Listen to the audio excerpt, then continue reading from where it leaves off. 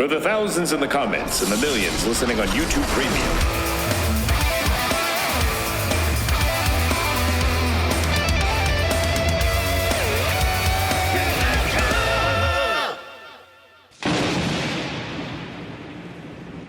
Folks, welcome to KTHUNDER.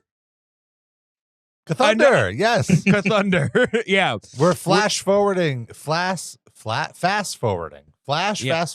into the future.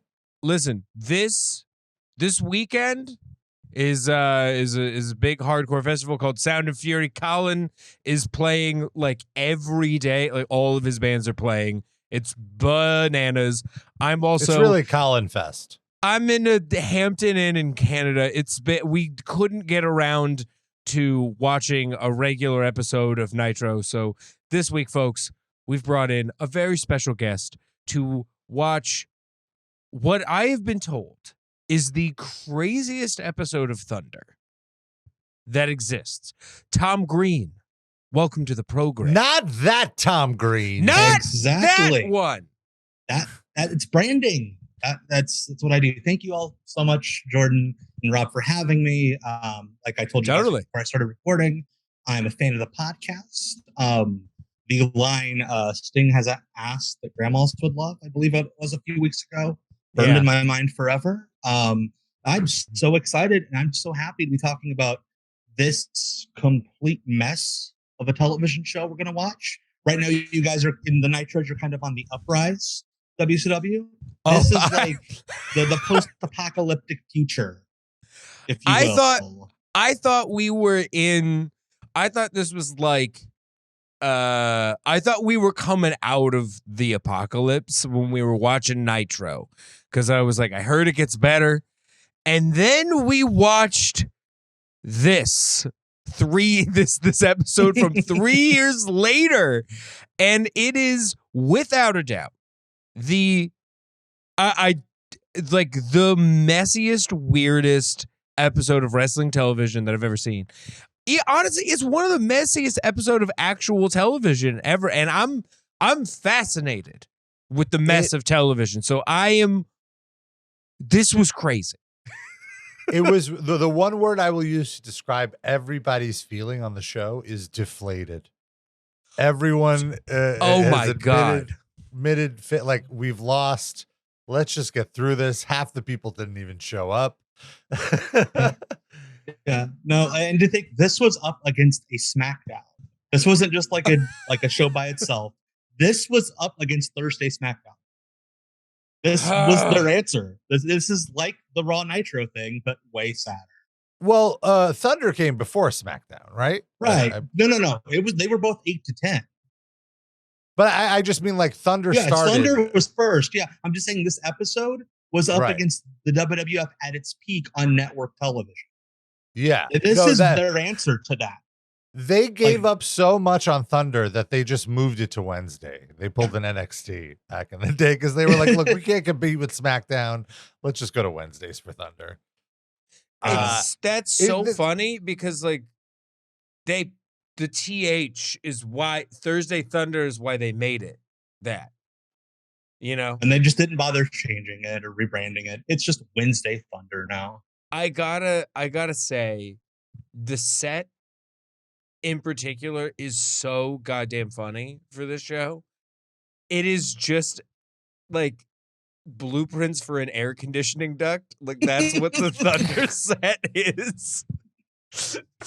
I was like, I thought it would be like lightning themed at all other than the logo. No, it's not.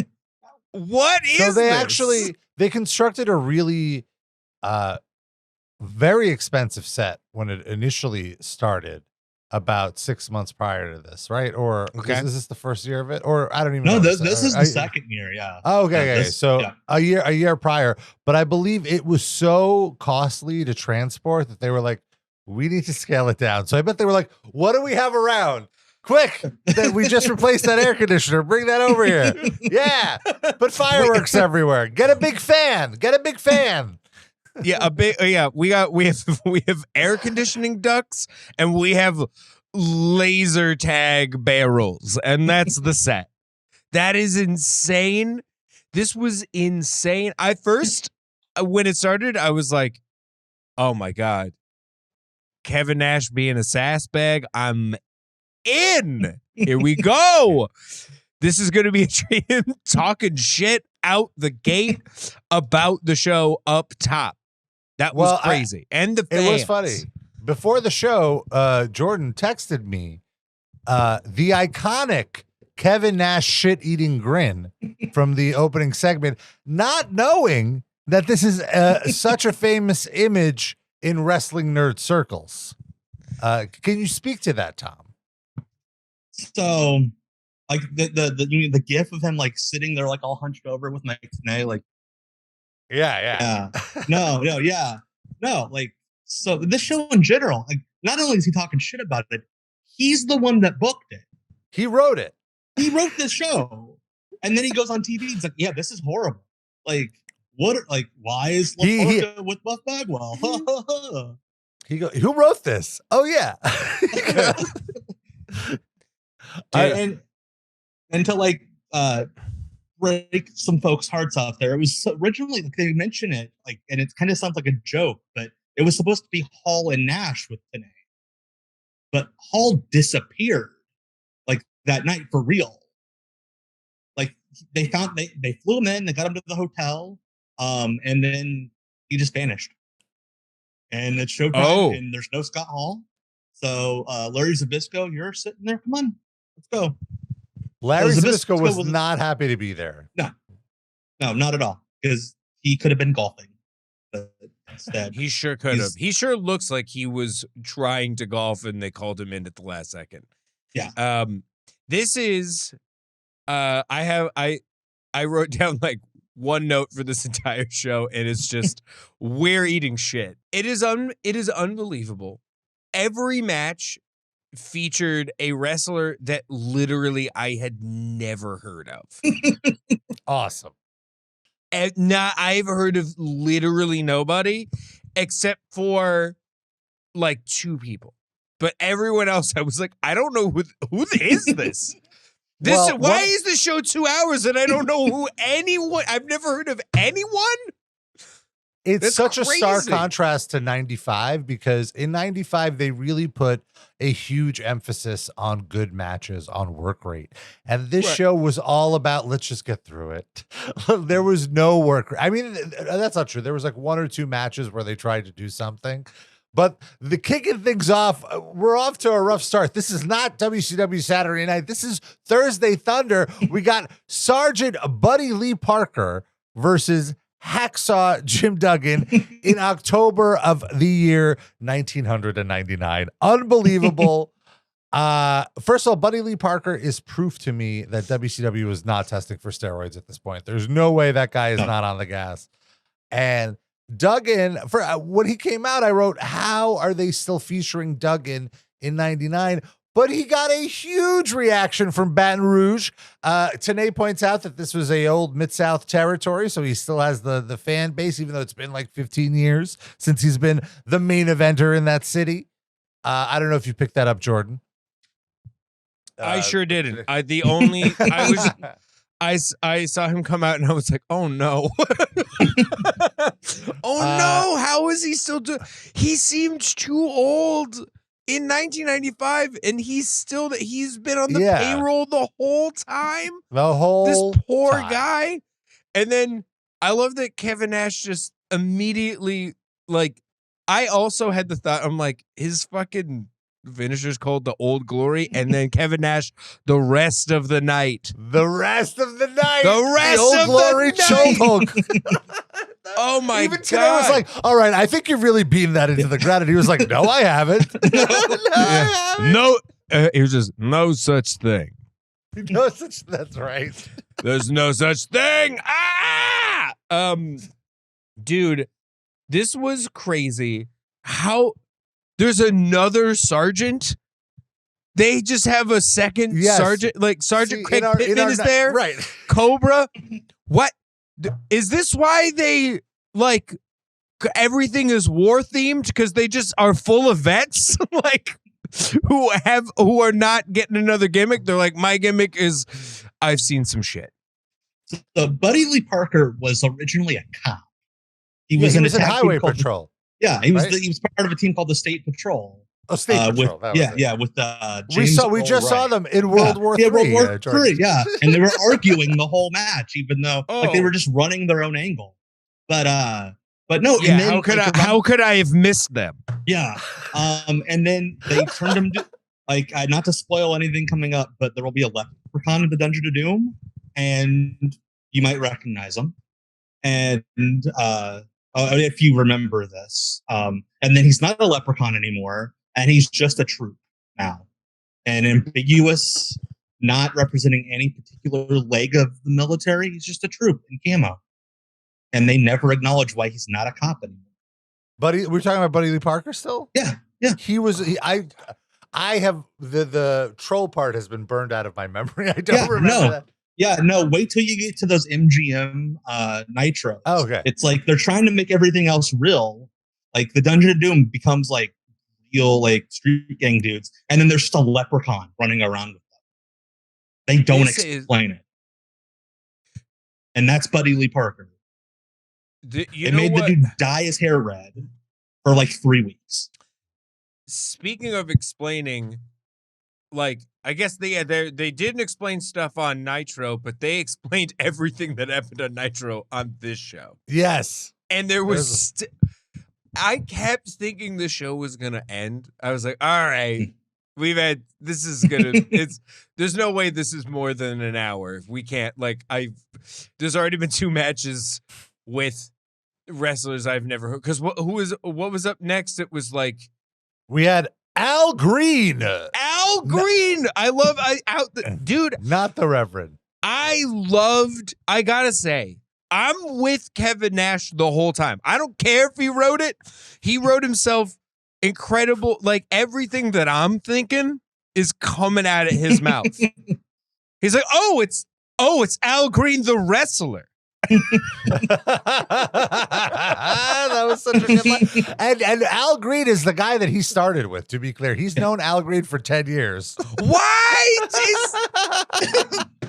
I love that I remember him saying or Mike today was like, you used to tag with him, right? Yeah, I did? With the Reverend? With the Reverend? Yeah, with Al Green. with the Reverend. Oh my God. Dude, so funny. He was so good. He was so good. And this is still on his first drink, I feel, because he's way more belligerent in hour number 2. I also want to mention, I put the captions on because I really wanted to see exactly what he was saying. There was so many brackets, like unintelligible. Unintelligible banter. There was so much of that on the show. It was fucking hilarious. Give me, I love that we... I just pictured him taking sips of a little bit of scotch, and it was vodka. It sounded like, or tequila, because it was a clear liquid. They were saying, "Pass me some of Nash's water," and then Tenay said, "That's not water." Right. Fair. Either which way, just a little bit of just taking a sip and then blowing out the mic, trying to do a bit. It's unbelievable. He's just shitting on this entire... I gotta ask... Well, no, I think he wasn't shitting on Lash Leroux, though. He was shitting on him in a way that put him over, I think. He wasn't... Lash Leroux's the guy with the L sideburns, you might recall. I remember. The Raging Cajun. What the fuck, you guys? What is this? Lash Leroux? Yeah. What? He was great. I have in my notes, I'm sad that nothing ever happened for him. I'm sad that he's hyping up a match against Disco Inferno, who is still there 4 years later afterwards. And he's a television champion or something. Oh my God. It's so... Lash Leroux. I will say... Everyone in this WCW show was just here's kind of a weird guy, and that's the given.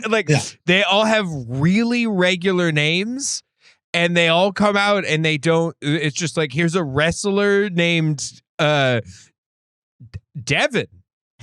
Like, and that's the whole thing. I don't know how you get on board. Like, I get not wanting to be like WWF corny, but at a certain point, it's just like, these are all just, they all look like drowning pool bassists. And this is, I don't know how to attach to anything. This guy's called like Lash Leroux, which is just silly. I get that he's Cajun, but the beard is insane. It's not Devin. That's true. It is. Yeah, Kevin kind of shit all over him, Rob. I don't know what to tell you. Like he dunked him in the trash a little bit. I will say my favorite commentary line in this match wasn't from Kevin Nash. It was Larry Zbyszko goes, they're talking about Lash Leroux's sideburns, and he goes, "Those aren't sideburns. Those are his initials." And Mike Tenay goes, "No, those are sideburns." Like just deadpan. Like, Mike? Thanks, Mike. I thought that was Kevin just going, "No, those are sideburns." Yeah. But it might have been Mike. Oh no, it was today for sure. Mike was really trying to keep it together the first few matches, and then he gave up. I wrote here that Larry Zbyszko makes me miss Steve Mongo McMichael. He is so bad. He does not care. He does not put the wrestlers over. He's worse than Nash. Nash is at least funny. He's not funny, and he's like knocking the wrestlers. I don't like Larry Zbyszko. Who the fuck is Larry Zbyszko? Who was this guy? The living legend himself. They were like the living legend. I'm like, he looks like the bad guy in an Adam Sandler movie. What are you talking about? What is up with this guy? So he was a regional main eventer. Yeah, he was the last AWA champion in Minnesota because he married Vern Gagne's daughter. And Vern Gagne owned AWA. Yeah, and then like he had nothing to do with WCW, but he like retired a year into his run, and he would do commentary and just like do comebacks every year, where he'd stand up in the booth and be like, "Oh my gosh, Larry Zbyszko is returning," and I'm like, he barely wrestled for you for 6 months, and then Scott Hall, I guess, was like really into getting him over because Larry Zbyszko helped him in the AWA. So like Scott Hall, when the NWO is booming, he will sell for nobody except for Larry Zbyszko, who is an announcer and not an active wrestler. Yes, like Luger hits him, he's like, "Ooh, this is funny." The Giant hits him, he's like not bumping. Larry Zbyszko points at him, he bumps, he cries. He's like, "No, please don't." Like it's wild. It's because he loves Larry Zbyszko. Like he feels like he owes Larry Zbyszko because he helped him break in. Then would always say years later they would move in together and make weird YouTube videos. Yeah, I'm serious. Yeah, they would do like Mystery Science Theater to like old Razor Ramon matches. It was actually very fascinating. I thought. I'm interested in that. I don't know what the AWA is. The American Wrestling Association. That's like is that what became WCW?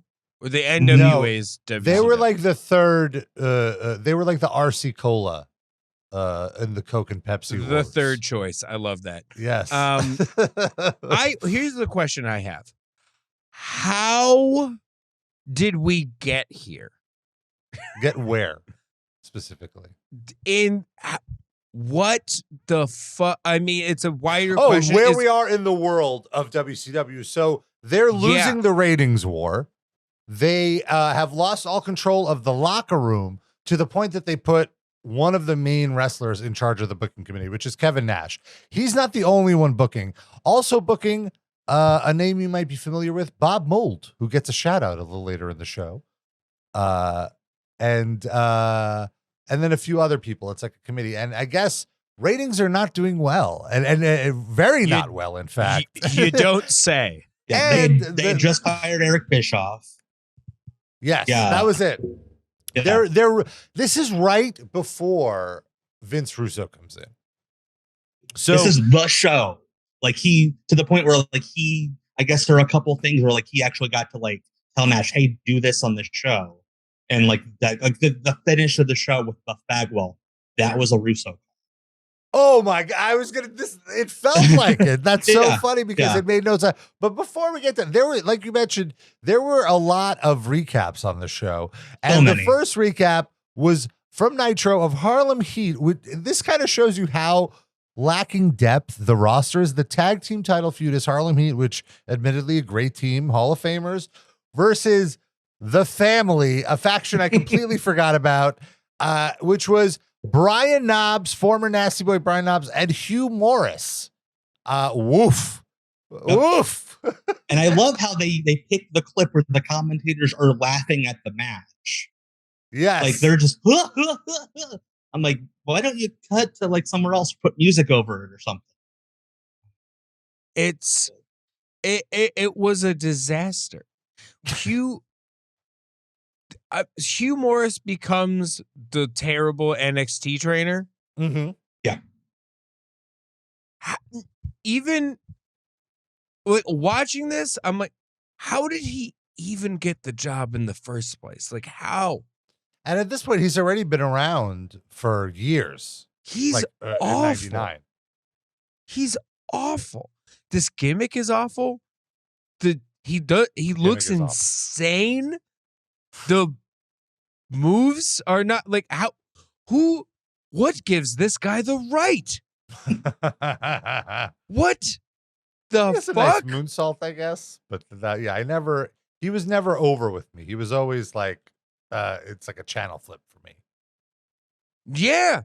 And this the thing is, mess. it's like he eventually, like, he gets like a gimmick update, because finally they agree that Hugh Morrus is not good. Okay. So they change his name to, Vince Russo changes his name to Hugh G. I know. I already know. Hugh G. Rection. Hugh G. Rection. General Hugh G. Rection. And he leaves. Oh my God! another man in uniform. Oh, it's a whole army, It's a whole group. Right? What was the name of the faction? The Misfits in Action. My favorite one was my favorite one was Van Hammer was supposed to be Private Stash, but he thought that was too low of a rank. So he was just so he was Major Stash, which doesn't make sense. But he didn't want to be a lower rank than Chavo Guerrero. I totally remember that story as well. Oh, so let's go through the names of the Misfits in Action. No, we have Captain and then General Hugh G. Rection. Then we have Booker T was briefly in the group, reinvigorating his first gimmick, G.I. Bro. Then we had the aforementioned Private/Major Stash. There was, of course, a bombshell, a buxom woman in the group named Major Guns. Uh-huh. And then there was Chavo Guerrero Jr. as Lieutenant Loco. I love that you used buxom. That's right. Oh my God. And Lash Leroux was also in it as Corporal Cajun, because we already have a captain. This is such madness. I truly can't believe it. I keep trying to. This is like, it's, I thought 95 WCW was bad. It's like, oh, I wasn't ready. Like, I forgot. Like, oh, it gets so much worse. Here's the thing. 95 WCW is fun to watch. Like, it's bad, but I've genuinely have had fun. This was, other than Kevin Nash talking, this was so miserable. This is so miserable to watch. What the fuck? Everyone seems miserable too. No one wants to be there. At first it was like funny, and then I was like, oh no, this is 2 hours and everyone is bummed. I will say, I mean, we're gonna get there. There's one bright spot in this lineup. There's like one person who shows up and I was like, they look fucking dope and they're doing a good job. But we'll get there. What happened after what two regular right now gentlemen? We have someone who does not look dope. That is in fact Lex Luger, who in 4 years looks like he's aged 30 years since like the 95 Nitros that we're watching. He looks so bad. Like, this is him also at his most drug addled, I think. And he's with Elizabeth, who looks fantastic. Yeah. Thinking about people who don't want to be there. Like they come out like their arms are crossed. They're just like looking down. They're checking to make sure their flight out is not delayed. Lex Luger as they get in, they're talking about Nash is talking about how good Luger's genetics are, and then he says Liz's genetics are really good, and then Larry makes some sort of weird comment about Liz's boobs. He's like, oh, there's two things I see that are pretty genetic or something like that. And it was just like, Nash just goes, it's in the hole. It's in the hole. Like, this was where I'm like, all right, now the alcohol has hit Nash. And then he hears like Larry talking about boobs and he's just like, all right, come on. Yeah. There we go, Larry. There we go. And then Zbyszko challenges Michael Jordan to a golf game. I didn't understand that. Lex Luger cutting the most default heel promo I've ever heard, making fun of. By the way, this Louisiana crowd, far too hot for the material that they were being provided. I kept checking to see if this was piped in noise because I couldn't believe they were reacting this heavy to they were losing their shit. This really shows how bad WCW killed everything because there's still a captive audience for this drill. They scare them all away. That's so crazy. Lex looks so insane. You were right. Why is he in a New York Yankees like he's not from He hasn't even changed since coming from the airport or the gym or whatever. He's wearing sweatpants to the ring. Straight up. Yeah.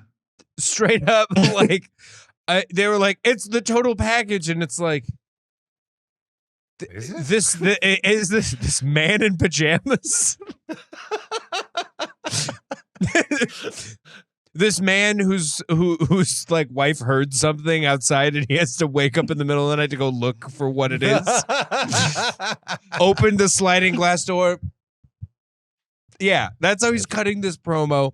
Elizabeth and him make almost no sense. Why are they how?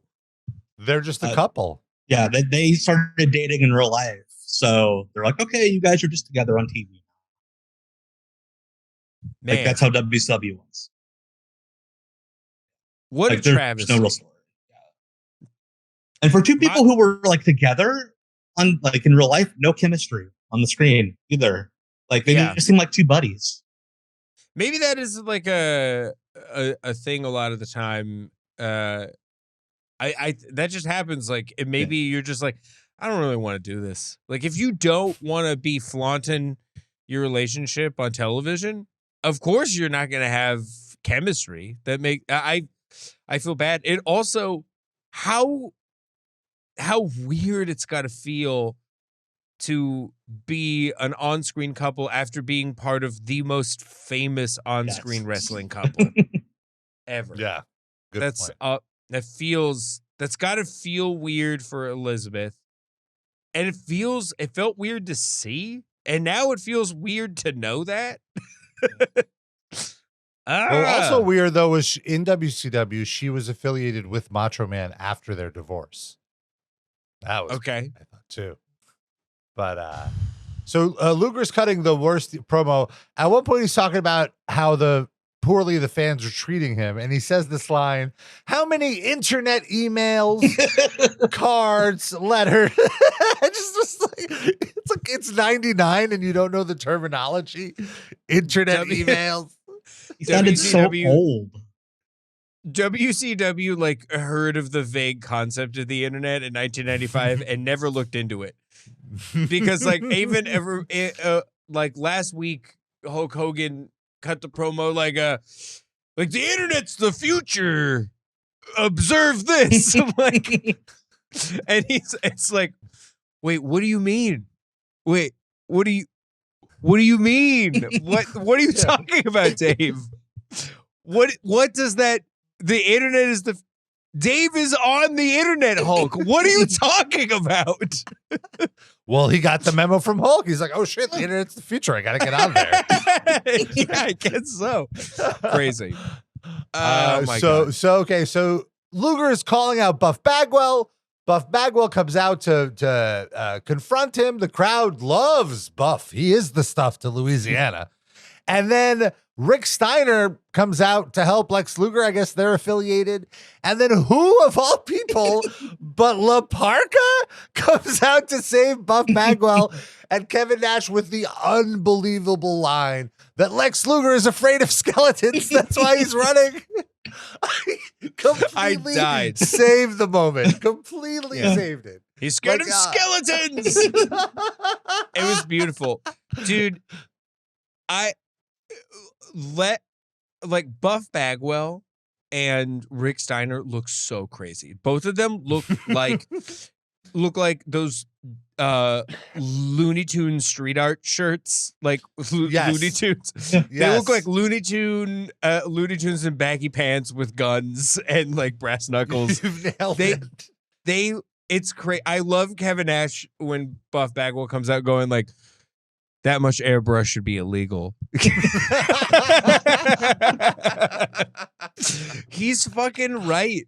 Like, I feel like him roasting the show is like, people say that I'm a dog shit booker, but like, look at what they're giving me to book. What do you want me to do with this? And it's only getting worse. It's only getting He's like, worse. I can't do anything with any of this. It sucks. Everyone's like, for him, it's like everyone has like all the top guys have crazy contracts. Like, don't they all at this point? They all have like Hogan contracts where they can say no and whatever. Yeah, half of them don't even have to show up.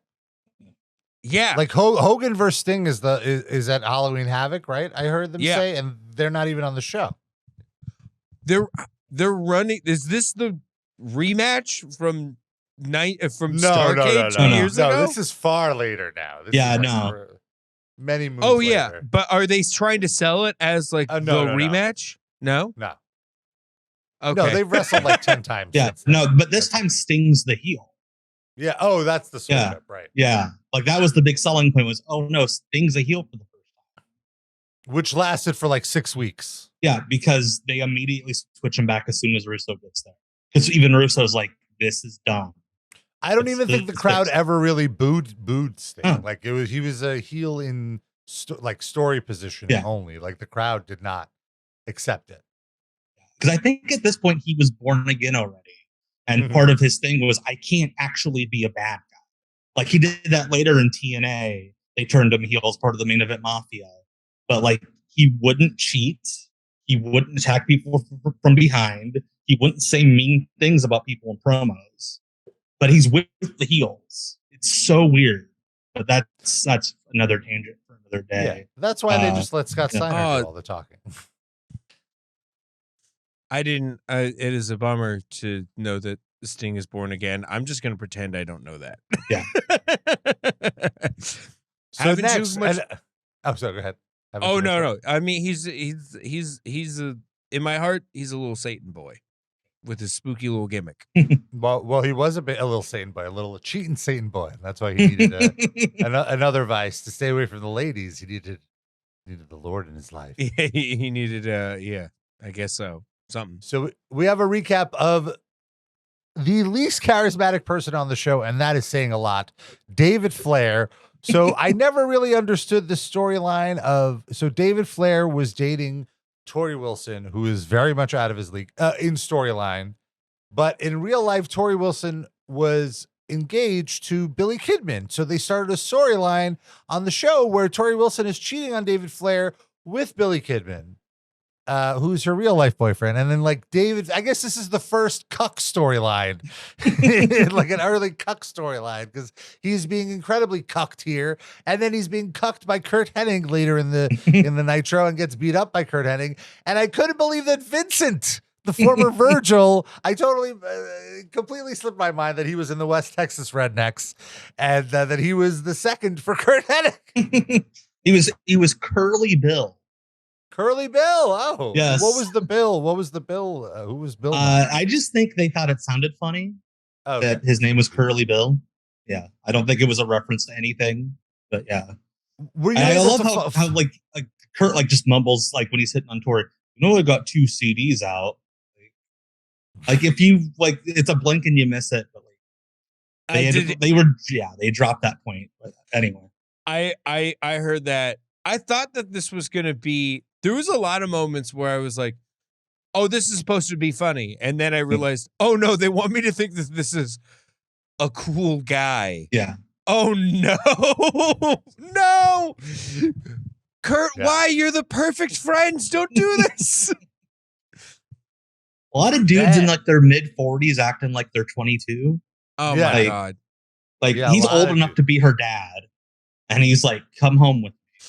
It was the way he reacted to David was unbelievable. Like David comes up and like, Tori, why are you talking? I didn't even know that was Ric Flair's son. I did not until you said his name is David Flair. And that's what? Number one, what? I thought that Charlotte was the child who was. I did not know that there was another Flair child. That's crazy. But like David comes up to Tori and immediately Kirk pops off. It's like, David, I can't come if you talk. Ah! Like that was it great. was. I did love that. I could. You're ruining my game, man. He said something like that. Like, Yeah, hey, yeah. I'm trying to pick this girl up. And he beat the fucking shit out of him. It was really unhinged. Oh boy. And this is where I like lost my shit. I could not believe in 1999 we got Scott and Steve Armstrong matching vinyl shorts and tights. The most bland people, of course. Scott Armstrong now a referee or like an agent, I guess, for WWE.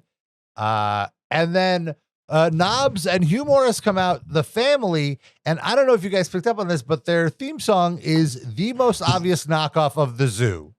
Yeah. Right. It's the dun dun dun dun dun dun, dun of metal. Yeah. You know? Yeah, like it's the Vanilla Ice clip from Behind the Music. I do da, da, da, da, da, da, da, and they go da, da, da, da, da. That's Jimmy Hart's defense for everything. Because he did it with that, he did it with Smells Like Teen Spirit. There's at least one Backstreet Boys song he did that with. Yeah, a lot of the WCW library. Like it's so close that even though they own the songs, WWE will replace them because they're scared they're gonna get sued.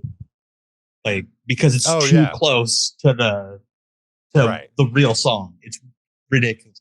Jimmy Hart did a cover, not a cover, but a ripoff of Love Dump by Static X. For Saturday. It was for Brian Adams, who we'll see later, and Brian Clark, their team when they were like the APA and potheads. But yeah, like Jimmy Hart in the studio listening to Static X being like, okay, I think I can do that. Okay, I got it, baby. Yeah. I got this one. Yeah, I'll push it. The only thing preventing me from hitting that fast forward button at this point was just knowing that Kevin Nash was going to tear this match to shreds. Yeah. And he said that Hugh Morrus goes to Japan every week to get his hair done by Bull Nakano. What a reference. It was worth watching this awful match. Then Harlem Heat run in at the end of it. And Kevin Nash, clearly at this point, a few shots in. That's not Booker T. That's Wesley Snipes. Oh, wait, no, that is Booker T. Oh, wait, no, Kevin. That's racist. Yeah. Can't do that. But they look when they were like let's get it on, let's have a match. I was like, please have a match. Please get Harlem Heat on here. I need to see someone I know throw a punch. Yeah. Oh my God, I was desperate. Another recap of the Filthy Animals versus Revolution feud. And this was the one point where I was like, okay, at least I remember this was something I enjoyed at the time because all the people in these two factions were great wrestlers, although Revolution is an abysmal name for a faction. Then perhaps the highlight of the show was a recap of the Goldberg-Sid Vicious feud with Kevin Nash just doing the wildest narration. Beautiful. Just not giving a crap at all. I wrote. So I guess Sid faced Van Hammer in the Nitro recap, and I wrote, I cannot believe Van Hammer is still around. And then that's when I remembered, oh, not only is he still around, he's going to be around next year with Misfits in Action. And then after the incredible recap from Kevin Nash, what match could possibly follow the Armstrongs versus Brian Knobbs and Hugh Morrus? But Horace Hogan, the nephew of Hulk Hogan, versus What? Yes. Yep. Versus, That's who that is? yes. I thought it was like, I did not understand. Versus Brian Adams. I thought it was like a Kira Hogan thing where it's like people are just named Hogan in wrestling. There's a Ric Flair son and a Hulk Hogan nephew. Yep.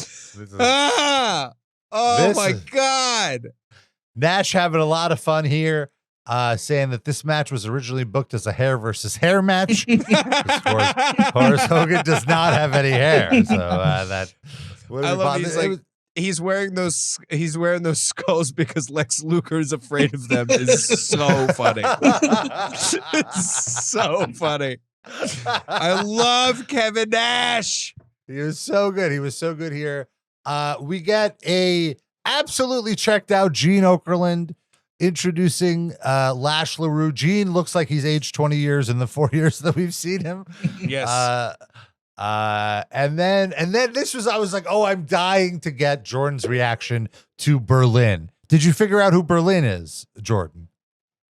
Did I the German guy? No. Oh no. Oh no, I just realized that's Alex Wright, isn't it? Yes! Yes! It just hit you! Because we have been fawning over him. He's bald now. Yes. I guess he's got a very clear bald spot where he's still growing his hair and cutting it in a way where it's like, no, this is a choice. It's not that I'm just very bald. This is my goth hairstyle. Yeah. I can't believe that. That's what they do with him. I thought that I was more focused on Brad Armstrong because I was like, this guy, this is just a regular. This is a normal guy. The most normal guy. Like I love Brad Armstrong, but by this point he is washed. He's totally washed. He's already been in the business 15 years. And like he looks like Jeff Dunham. Like what the fuck is his character is also kind of just Jeff Dunham with no puppets. That's right. There was a little backstage bit where Berlyn is talking German. And he's like, hey, this is America. You speak English. You speak English in America. Another promo where somebody just exists and then someone's yelling at them. Like, stop doing that. He puts his forearm on his throat. Like, I'm going to kill you for speaking German. I was expecting him to yell, like, how dare you try that in a small town? You're right. Yes. Also, right. When Berlyn is attacking Brad Armstrong and yelling at him in German, the caption just says speaking in foreign language. So then we get Berlyn versus Prince Iuekea. Berlyn gets the high-end visual effects with the washed out white entrance. He is accompanied by someone who is not yet identified, but will soon be named The Wall. Get it? Berlyn and The Wall. Well, he was also in the Misfits in Action. His name was AWOL. That's right. I was saving that. I didn't want to give it away yet. This was a nothing match. And then, so now we're talking. Oh, during this match, though, they're hyping up the main event, and I can't believe there's even more matches. they're hyping up the Lex Luger Rick Steiner versus Buff Bagwell and La Parka match, and Kevin Nash goes, "How are they going to be a team? How did these two end up being a team? Oh yeah, I remember. Half the guys didn't show up, and we just had to book this earlier today. What are you smiling at, Mike, today?"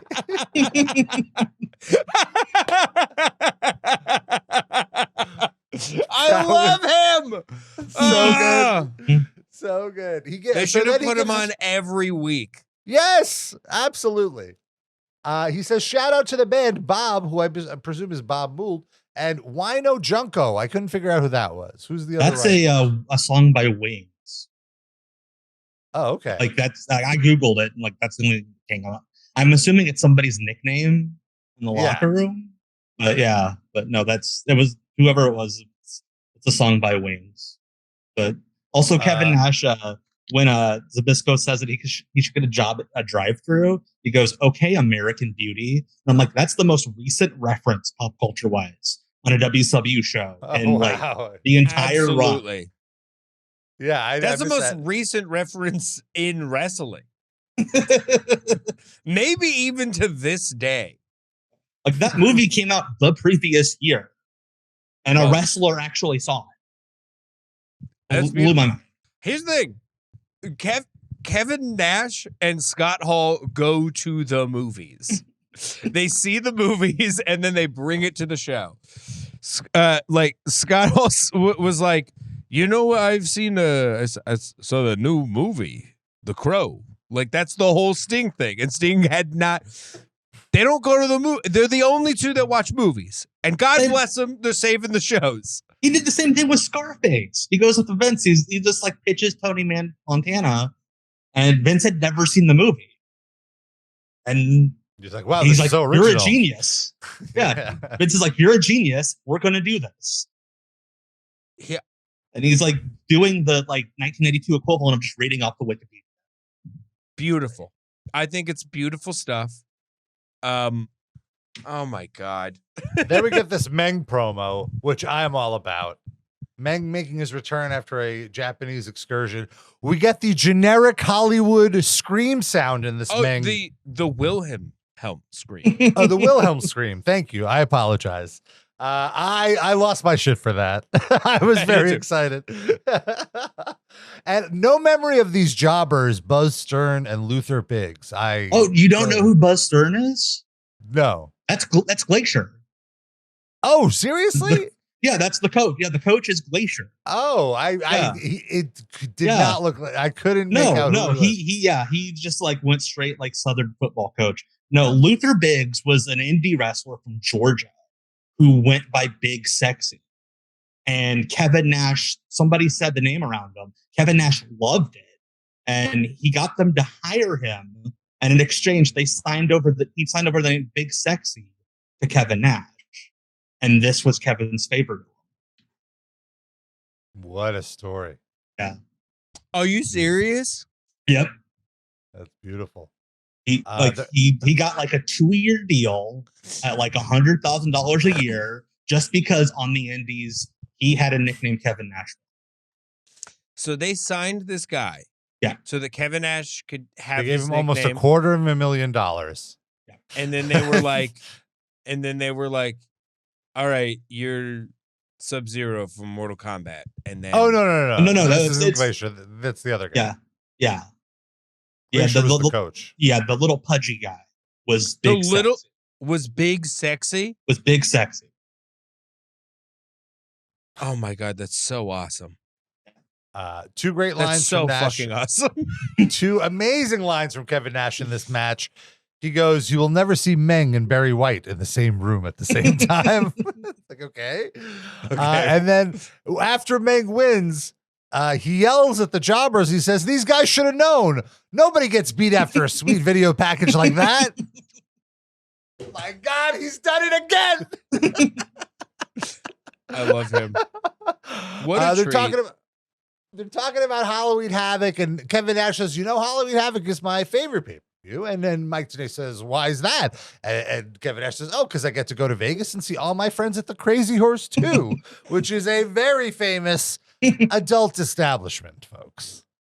And then Mike Tenay pulls the gun out and puts it in his own mouth. then we finally get a good match. Finally, after over an hour of just stretching, we get Perry Saturn versus Rey Mysterio. Jordan, have you ever seen a unmasked Rey Mysterio match? I have not. And I gotta say, this is what I mentioned earlier. Rey Mysterio came out and I was like, this is the coolest looking person I've ever seen in my life. The fucking camo romper onesie, sleeveless jumpsuit is unbelievably sick. He looks awesome. For years I've been like, why would they unmask him? And then I see that this is what he looks like. And I'm like, I kind of get it. I kind of see why they did it. Like, he looks fucking dope. He's a very handsome man. He's very handsome.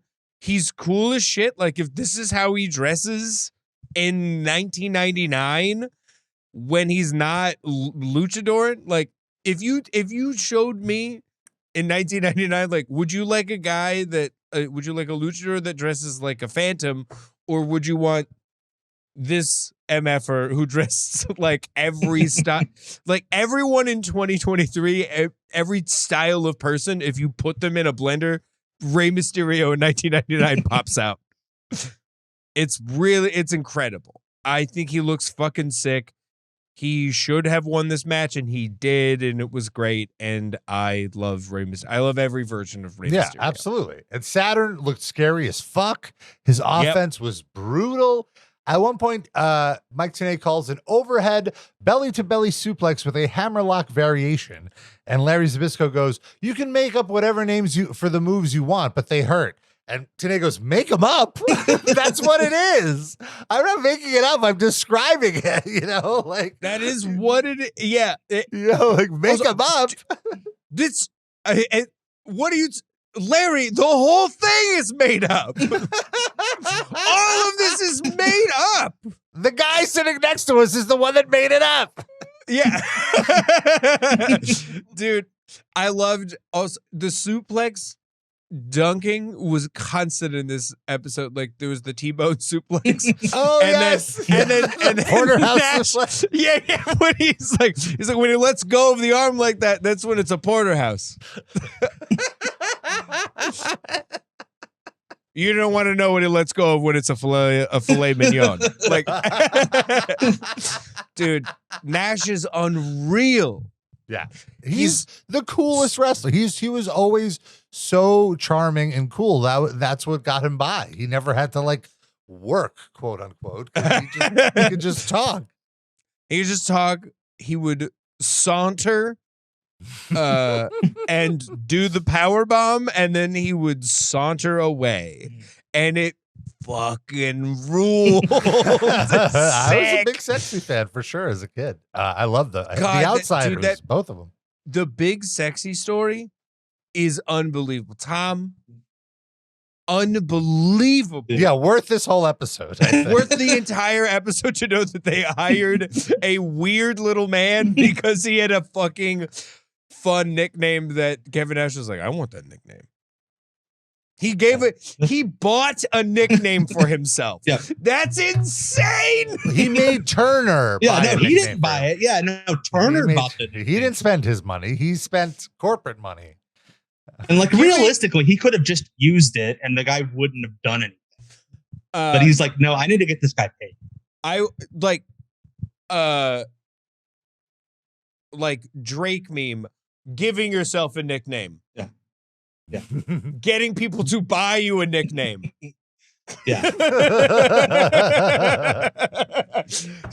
That is cooler than someone actually giving you a nickname is going, I'm gonna get someone else to buy it for me. What a badass move. This is the best episode of wrestling of all time.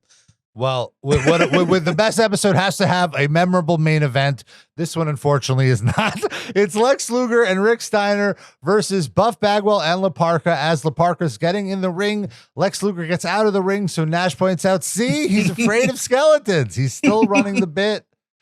It is. He pulls off his skeleton mask to reveal that he is a skeleton. Yes, well, LaParca in general is a phenomenal character, and one of my favorite deep cuts. No pun very much intended. No, I love LaParca. That's just what Kevin Nash said. Yeah. No. I know. In general, though, I thought the best part of this match was Kevin Nash just calling everything like the Old Glory choke, the Old Glory Steiner line, the old just everything was the Old Glory at this point. And he was doing it all night, and I loved it. This is like the end of the fireworks show, only for drunkenness. Yes, this is the grand finale of drunk. But this point, Tenay's in on it. Zbyszko just wants to get out of there. Nash is getting all of his shit. It's great.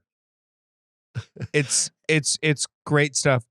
What is this? What happened with the end? What is happening? So here, this whole time, I was like, I know where this is going. This is going to be that old gag that they did where someone is in the LaParca uniform and they're going to turn on Buff. Joke's on me. They swerved the swerve because it was LaParca who got swerved. Why did Buff Bagwell turn on the one guy that saved him? The only answer is Vince Russo. Wait, why? The only answer? The match didn't even end. No, he just gave him the finisher and he walked out, and then they were like, "Good night, everybody." And the best part is the announcers knew it was over. Like, they just knew, like, oh, he turned on him, show's over, bye. Like, yeah, how would they know? How would they know that it was very in a very confusing episode? It was easily the most confusing moment. Yeah. And then somehow it gets weirder on the Nitro, the follow-up, because they do Buff versus LaParca, and Buff does a fake wrestling match and puts over LaParca, and then gets up and goes, "Did I do a good enough job for you, writers?" Yeah. I remember that. Yeah. Oh, I didn't realize. Yeah. Oh, wow. This was the setup for that. Yeah. Oh, that was so bad. Yeah. This is so insane. I gotta say, Buff Bagwell looks completely insane. All of his facial hair looks like it is drawn on him with a Sharpie. Yes. Or he looks like the magnet hair game where you put the hair on the guy and you can like give him a little goatee. That's the thinnest goatee mustache I have ever seen. What is going on, Buff? This is crazy. This is the same man who, this is the same man who wore long trunks for long tights for his entire career and still got calf implants. Because he had to take time off because they exploded around this time. Yeah. Nobody ever saw his legs. Yeah. Okay. He's just a man of proportion. Yeah. Also, he still walks around like that. I can't believe that they're making me the top baby face. I gotta go get. I gotta make sure I have baby face legs. Yeah. He's wearing long tights with like long, like almost like biker boots, but like you will never see this man's legs. And he's like, I gotta do this dangerous procedure because otherwise I won't be the top guy. I'm not gonna be the top guy if I don't have them calves. Yeah, that's what people know. But no, in 2023, he still walks around dressed like he actually just got arrested this week, I believe, for DUI. Yeah, that's very sad. Oh, that's sad. Yeah, no, I have my son got a picture with Buff Bagwell at a minor league ball game like 5 years ago. They were doing like a wrestling night, and Buff was there, and Buff had the top hat and the jacket out in public among regular people, and it's just like everybody's staring at this guy like, what is wrong with him? And I'm like, that's sad. Yeah, and then, but the fun part is he was like the guest coach or whatever, so he would come out and like, hey everybody. Except that he got so drunk that he really thought he was the coach. And he got into an argument with an umpire and shoved him. And they had to take him off the field. Oh, that's devastating. That is not the stuff. Yeah. That is Rob. Oh boy. You were right. It is not the stuff, but it is, unfortunately, a good representation of an American male. Folks, this has been KTHUNDER. Tom, thank you so much for hanging out with us. If you want more of Tom's wisdom, WCW Deep Cuts Live, tell us about it. So every Tuesday night at 9 p.m., I get on twitch.tv/NotThatTomGreen, and we watch the TV shows that aren't on Peacock. Worldwide, Pro, Main Event, the stuff that was on at like 3 a.m. on like a Tuesday night. Wow. That nobody ever saw. Like we go, and you think this is weird and bad? This is the show that was on prime time on TBS. Think about what they were doing. Yeah, this is the stuff that like the executives were watching. The real weird stuff is the stuff they're never going to put on Peacock because they know they can't, because it's a mess. And that's what we watch on my Twitch stream. I get twitch.tv/NotThatTomGreen, 9 p.m. Eastern every Tuesday. Yeah, it's weird, and we discover all sorts of weird stuff every week like this. And you're not that Tom Green on the socials as well? On the socials, yeah. On X or Twitter or whatever it is, Instagram, Threads, Blue Sky, everything. So and WCW Cuts Live is the, like, you just post great old yeah. clips So on Twitter. Yeah, the handle is WCW Cuts because because Elon banned WCW Deep Cuts. Yeah, somebody reported it for impersonating WCW. Like the company that's been dead for 22 years. And so they took it down. So I started anew. But yeah, I post weird GIFs and clips of like from these shows that, you know, nobody's going to ever see because they're not putting them on Peacock. They're sitting in a library somewhere. Again, if you think this was weird, this would be like a normal episode of like Pro or Worldwide at this point. Just dumping on the company, guys that don't want to be there. It's fantastic. It's great fun. So yeah, love it. Thank you guys so much for having me. And I listened to the podcast and I had a blast doing this. I really appreciate it. Our pleasure, Tom. Thank you. Absolutely. All right, gentlemen. Folks, we'll see you next week.